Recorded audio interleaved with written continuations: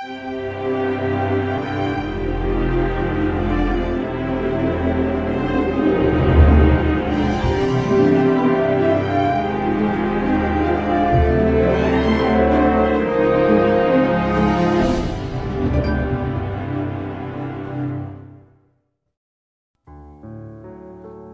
Tawarik 9. Kunjungan Ratu Negeri Syeba. Ketika Ratu Negeri Syeba mendengar kabar tentang Salomo, maka dengan pasukan pengiring yang sangat besar dan dengan unta-unta yang membawa rempah-rempah, banyak emas dan batu permata yang mahal-mahal, datanglah ia ke Yerusalem, hendak menguji Salomo dengan teka-teki. Setelah ia sampai kepada Salomo, dipercakapkannyalah segala yang ada dalam hatinya dengan dia. Dan Salomo menjawab segala pernyataan ratu itu.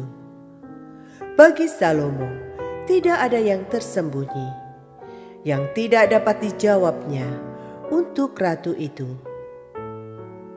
Ketika Ratu Negeri Syeba melihat hikmat Salomo dan rumah yang telah didirikannya, makanan di mejanya, cara duduk pegawai-pegawainya, cara pelayan-pelayannya melayani dan berpakaian, juru-juru minumannya dan pakaian mereka, dan korban bakaran yang biasa dipersembahkannya di rumah Tuhan, maka tercenganglah ratu itu. Dan ia berkata kepada raja, "Benar juga kabar yang kudengar di negeriku tentang engkau dan tentang hikmatmu. Tetapi aku tidak percaya perkataan-perkataan mereka sampai aku datang dan melihatnya dengan mataku sendiri. Sungguh, setengah dari hikmatmu yang besar itu belum diberitahukan kepadaku. Engkau melebihi kabar yang kudengar. Berbahagialah orang-orangmu dan berbahagialah para pegawaimu ini yang selalu melayani engkau dan menyaksikan hikmatmu.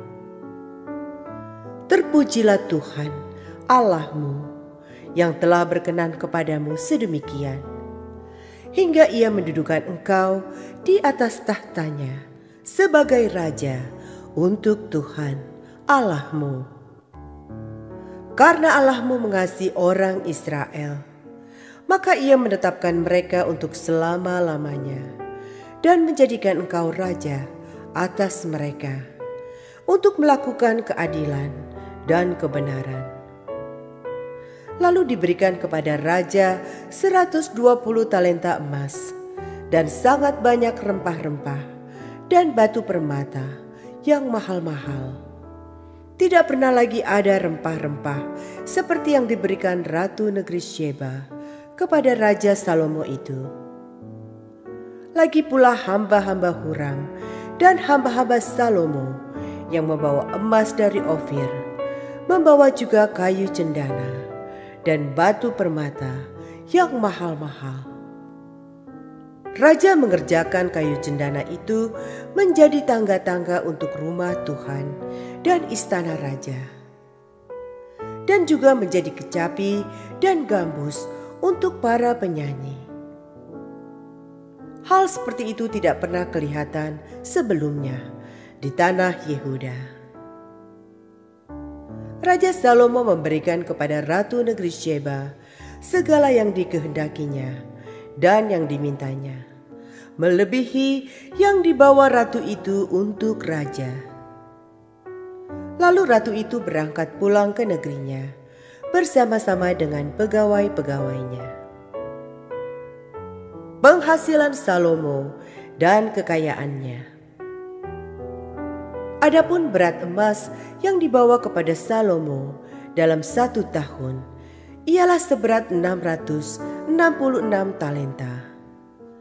Belum terhitung yang dibawa oleh saudagar-saudagar dan pedagang-pedagang. Juga semua raja Arab dan bupati-bupati di negeri itu, membawa emas dan perak kepada Salomo. Raja Salomo membuat 200 perisai besar dari emas tempaan. 600 shekel emas tempaan dipakainya untuk setiap perisai besar. Ia membuat juga 300 perisai kecil dari emas tempaan. 300 shekel dipakainya untuk setiap perisai kecil. Lalu raja menaruh semuanya itu di dalam gedung hutan Libanon. Juga raja membuat tahta besar dari gading yang disalutnya dengan emas murni. Tahta itu 6 tingkatnya dan tumpuan kakinya dari emas yang dipautkan pada tahta itu.